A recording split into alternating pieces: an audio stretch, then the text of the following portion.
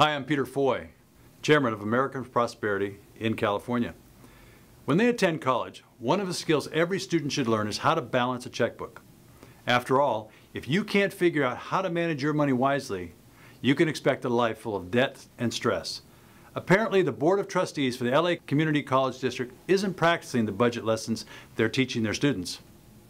The Los Angeles Times recently published a scathing expo on tens of millions of dollars of waste and fraud in the district's $5.7 billion bond measure for rebuilding campuses. The district is the largest two-year college system in California and has a budget of $6 billion. In 2001, the 7-member Board of Trustees asked voters to approve a $1.2 billion bond measure to rebuild the college's aging campuses. However, just 2 years later, they asked for another $1 billion bond.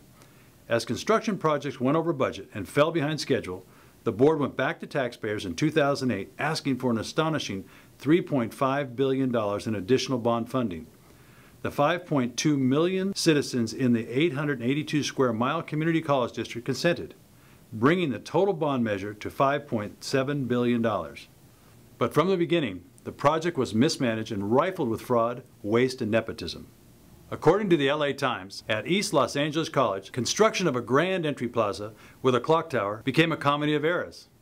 Inspectors found heating and cooling units were installed upside down. Concrete steps were uneven. Cracked and wet lumber had to be torn out. A ramp for disabled was too steep for wheelchairs. And the landmark clock tower listed to one side.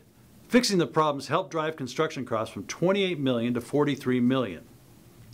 At Valley College, workers renovated a theater complex, installing new seats, lighting, and sound equipment. But even before the $3.4 million job was done, officials decided to build a new theater complex. The renovated one is slated for demolition.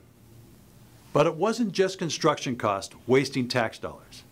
Millions of dollars in bond money has been spent in violation of state law.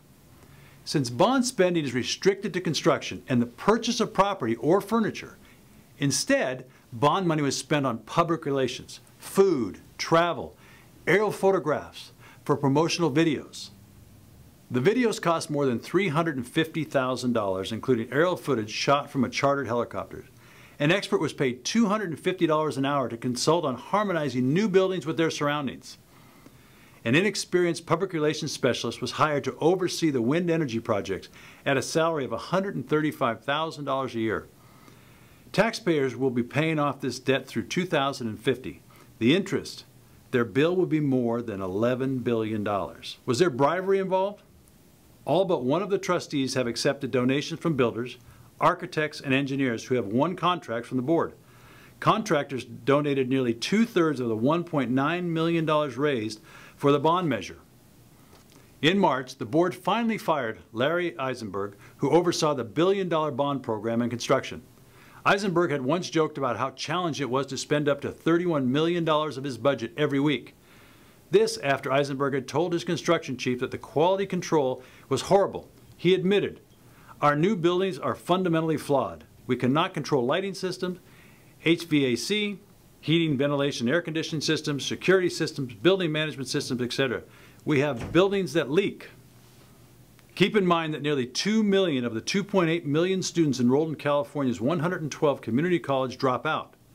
At a recent study conducted by the Institute of Higher Education Leadership and Policy at Cal State Sacramento found that a shocking 70% of the students never get a degree or transfer to a 4-year university. This is a stunning failure to prepare our students for the workforce. California once had the most envied community college system in the world, but mismanagement has led to a 70% dropout rate. We must do better for our children and the future of our state. Taxpayers must demand competitive construction contracts and greater accountability. We can't simply agree to every spending measure because it's for education. If we don't demand such accountability, we are sending our children the wrong message. Now that's common sense.